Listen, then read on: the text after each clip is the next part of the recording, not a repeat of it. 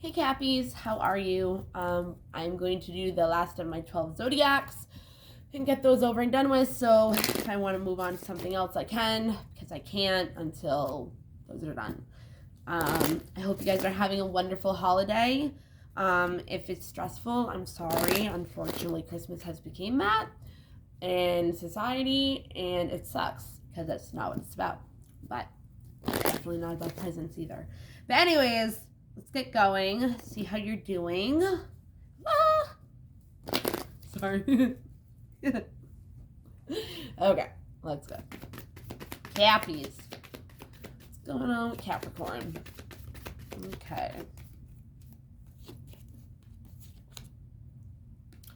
So you grew into this state of better clarity with what it is that you want in life, and what it is you want to attract into your life.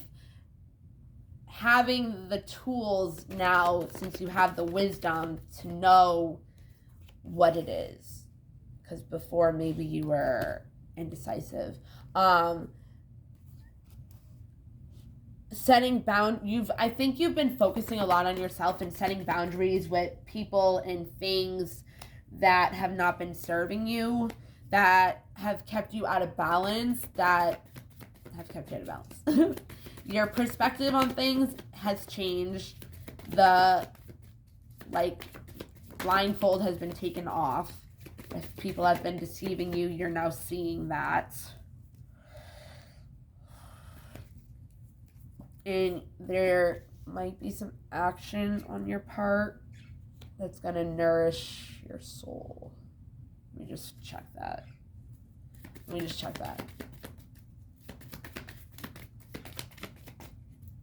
Because it could be you put boundaries around an action, or an action somebody was doing to nourish your mind. Yeah. There could have been something that you want to put into action, but you really want to nourish it first before you put action into it, because you have faith that it's already going to work out, and you're very grateful for whatever it is.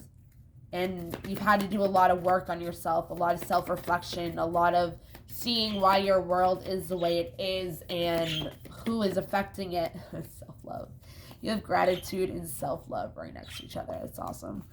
And faith. But you've done a lot of work on yourself, because whatever it is that gives you so much hope, joy, love, pleasure within yourself, it just explodes all that energy out of you that you've been holding back, you've been resisting. You really want to nourish yourself in having that complete faith that it will come to fruition if you just let it go. You're in a stagnant energy right now, but that's why, that's where the realization of this decision of action has come together with.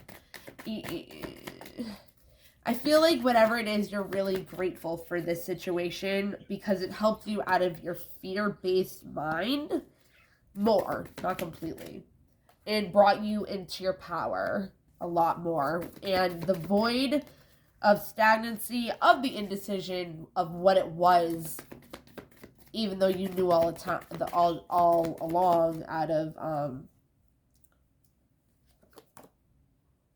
because it has, where was it?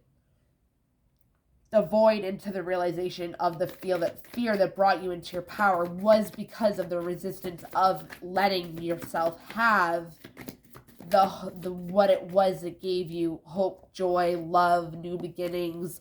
You were resisting that, holding it back from whatever it was, or giving it to somebody else, or giving it to anything. It could have been yourself. You released that darkness, that regret, guilt, anxieties about it, because you came into self-love. And that's when the void happens. That's when it holds us back from making a decision in power, in action, in putting boundaries up around ourselves in order to grow, in order to come into balance, in order to figure out and be patient with yourself and just trust in the universe to take over and do what it's got to do. Making space for it. Come on.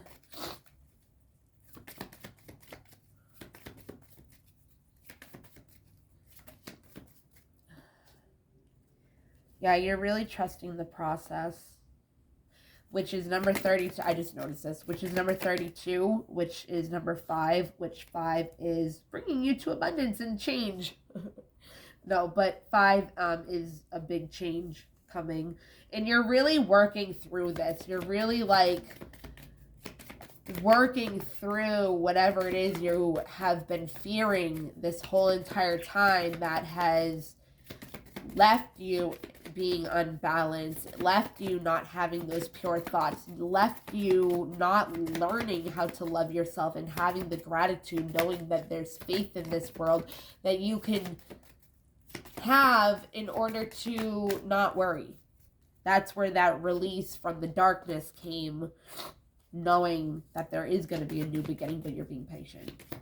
Because being resilient through the mud, it's hard. It's hard to get to where it is you're trying to do, to change, to, do all that. If you're not focusing on the good things, right? And you're focusing on the extremes of things that aren't working out for you, you're protecting whatever it is that this surrendering comes from, because it has a lot to do with your path, and you're trying to attract it into your life with the acceptance of what it has been you've been assessing through this, what it is you've figured out about yourself, what it is you've figured out about the truth, your truth.